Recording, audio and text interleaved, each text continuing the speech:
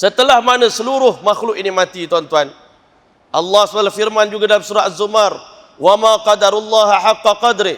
Manusia tak tahu kehebatan Allah. Hari ini manusia ingkar dengan hari kiamat, macam Ustaz tanya tadi. Yang tak percaya dengan hari kiamat, yang tak beriman dengan Allah, yang tak nak tunduk kepada Allah, dia tak tahu kehebatan Allah, dia tak tahu kedahsyatan murka Allah. Tuan-tuan yang dirahmati oleh Allah, Allah beritahu hebatnya Allah Ta'ala, wal ardu jami'an qabdatu, 7 petala bumi dan langit dalam genggaman Allah Subhanahu wa Ta'ala. Was samawati matwiyatun biyamini, 7 petala langit dilipat oleh Allah Subhanahu wa Ta'ala.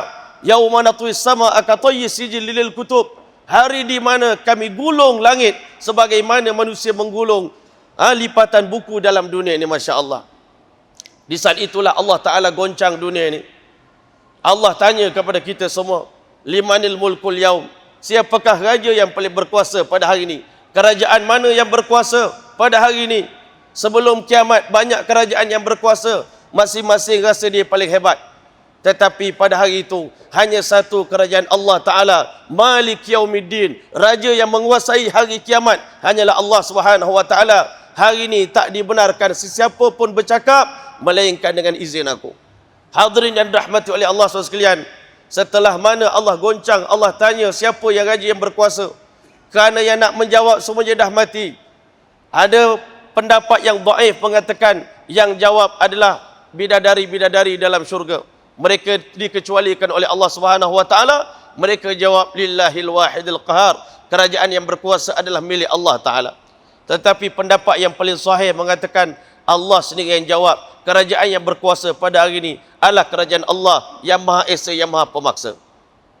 Selepas daripada detik itu, kata ulama, Allah biarkan dunia ini menjadi padang jarak, padang terkukur, gelap, tidak ada bunyi suara apa pun lagi dalam dunia ini. Sunyi sepi. Dunia ini selama 40,000 tahun lamanya Allah biarkan dunia ini dalam keadaan tidak ada penghuninya. Masya Allah. Dunia yang sibuk pada hari ini, yang kita dengar macam-macam suara, tetapi akan jadi sunyi sepi.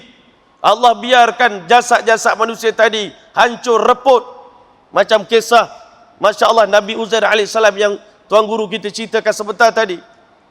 Tidak tinggal daripada tubuh badan manusia ini melainkan ajbuz zanab, tulang sulbi saja yang Allah Ta'ala kekalkan. Menjelang waktu kebangkitan kita, selepas genap 40,000 tahun kita dimatikan oleh Allah, maka tibalah saat Allah nak bangkitkan kita ke hari kebangkitan. Masya Allah. Sebab itu ulama beritahu, satu orang anak murid bertanya pada Tuan Guru, apakah falsafah solat 2 rakaat yang kita tunaikan hari-hari, sembahyang subuh 2 rakaat, sembahyang sunat 2 rakaat? Tuan Guru menjawab, dalam solat ini falsafahnya seakan-akan Allah telah nak ingatkan kepada kita tentang hakikat kehidupan dan kematian bagi kita. Macam mana cerita yang Tuan Guru kita ceritakan tadi? Masya Allah. Qiyam yang pertama, setiap orang sembahyang 2 rakaat, dia akan berdiri 2 kali. Di antara 2 rakaat itu dia akan sujud 2 kali.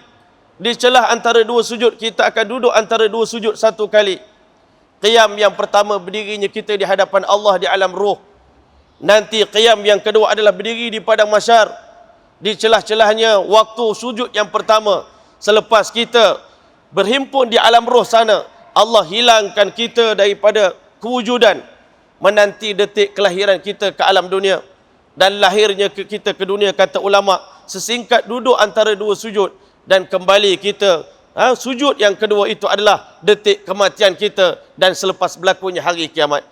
Dan bangkitnya kita pada rakaat yang kedua adalah untuk bangkit di padang mahsyar.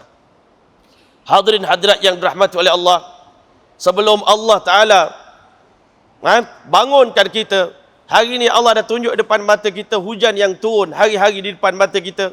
Selepas hujan turun, bumi yang gersang akan subur. Itu tanda betapa besar, betapa mampunya Allah Ta'ala untuk membangkitkan manusia di padang mahsyar. Sebelum hari kebangkitan, Allah turunkan hujan selama 40 hari 40 malam di atas permukaan bumi. Maka dengan hujan yang begitu lebat, air banjir telah naik setinggi 12 hasta di permukaan bumi. Tetapi tiba detik Allah Subhanahu wa Ta'ala nak keringkan air itu. Allah perintahkan air supaya kering. Dalam sekelip mata air telah menjadi kering. Dan bila mana bumi tadi telah kering tuan-tuan. Berlaku dua perubahan pada permukaan bumi ini. Yang pertama sekali Allah menyebut yauma tubaddalul ardu ghairal ardi was samawati wa barzulillahil wahidil qahar. Hari di mana Allah tukar bumi yang lama dengan bumi yang baru. Bumi yang dulunya mengandungi lipatan sejarah dosa-dosa manusia, digulung oleh Allah Ta'ala, digantikan dengan bumi baru yang bersih daripada dosa. Dan bumi tadi merekah dengan rekahan yang begitu banyak. Kata baginda sallallahu alaihi wasallam, ana awwalu man tanshaqu anhul ardu. Kubur akulah yang pertama merekah. Di celah rekan itulah Allah keluarkan jasad-jasad manusia yang tidak hancur. Yang hancur dicantumkan oleh Allah Subhanahu wa taala. Dan selepas itulah Allah telah hidupkan para malaikat sebelum Allah hidupkan manusia. Allah serahkan sangkakala kepada malaikat Israfil alaihissalam untuk meniup sangkakala buat kali yang ketiga. Sangkakala yang begitu besar, kata Nabi, kalau dimasukkan 7 petala langit dan bumi dalam serombong lubang sangkakala yang dimiliki oleh Israfil alaihissalam, muat menampung kebesaran keluasan dunia ini. Dalam sangkakala itulah malaikat Israfil alaihissalam masukkan ruh manusia, dan dia telah mula meniupkan sangkakala buat kali yang terakhir. Keluarnya roh manusia berterbangan di udara seperti lebah-lebah yang berterbangan mencari tubuh badan masing-masing, sampai di depan tubuh badan miliknya, Masya Allah, tuannya. Roh tadi akan masuk ke dalam hidung dan menjalar dalam tubuh badan. Tiba-tiba manusia terasa seakan-akan seperti baru bangun tidur di dunia ini, Masya Allah. Nak bangkit ni, Masya Allah. Ada di antara manusia bangun-bangun di pada mahsyar menyumpah dalam surah Yasin, ya wailana man ba'athana min marqadina hadza ma wa'ada ar-rahman wa sadaqal mursalun. Celaka sungguh siapa yang ganggu tidur kami ni. Tengah syok-syok tidur ni, orang ganggu ni memang nak marah sungguh. Tetapi di saat itulah tuan-tuan, bangkit kita di padang mahsyar. Kita ni kena mengikut da'i. Adanya malaikat-malaikat yang akan menghalau kita menuju ke medan mahsyar. Allah telah sediakan saat kita buka mata kita, kita tengok 70,000 malaikat di sekeliling kita sedang bersiap sedia petugas-petugas untuk halau manusia ini menuju ke ardul mahsyar. Tuan-tuan, malaikat tadilah tolong jawab bagi kita. Haza ma wa'adar rahman wa sadaqal mursalun. Inilah hari yang dijanjikan oleh Tuhan Ar-Rahman. Benarlah apa yang disampaikan oleh para rasul. In kanat illa sayhatan wahidatan. Sekali tiupan saja, fa idahum jami'ul ladaina muhdharun.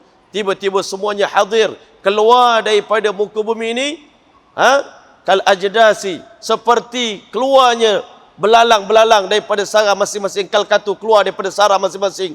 Begitu musri'in, dalam keadaan segera, muhti'in, muhti'ina muqni'i ru'usim, la yartaddu ilaihim tarfuhum wa afidatum hawa. Allah Ta'ala kata bangkitnya manusia di pada mahsyar dalam keadaan bersegera, bergegas nak bangun cepat-cepat. Muqni'i ru'usim, mengangkat kepala mereka, memandang kepada suasana alam akhirat yang begitu dahsyat. La yartaddu ilaihim tarfuhum, tidak berkelip mata mereka. Wa afidatum hawa, sedangkan hati mereka kosong. Ke mana kita nak pergi ni, tak tahu nak pergi mana. Maka di waktu itulah tuan-tuan, Nabi sallallahu alaihi wasallam bersabda, innakum sata'tuna rabbakum yaumal qiyamati, kalian akan bangkit berjumpa dengan Tuhan kalian di hari kiamat nanti, hufatan, berkaki ayam, tidak berselipar tuan-tuan, uratan, bertelanjangan, ghurlan, dalam keadaan kita ni masih kepala kita botak dan ghaira makhtun, masih lagi belum berkhatan lagi tuan-tuan. Bangkit di padang mahsyar, kama bada'na awwala khalqin nu'iduh, sebagaimana kami mulakan kejadian manusia, kami bangkitkan mereka dalam keadaan itu. Tuan-tuan yang dirahmati oleh Allah, bergeraklah kita tuan-tuan menuju ke padang mahsyar yang dijanjikan oleh Allah Subhanahu wa taala.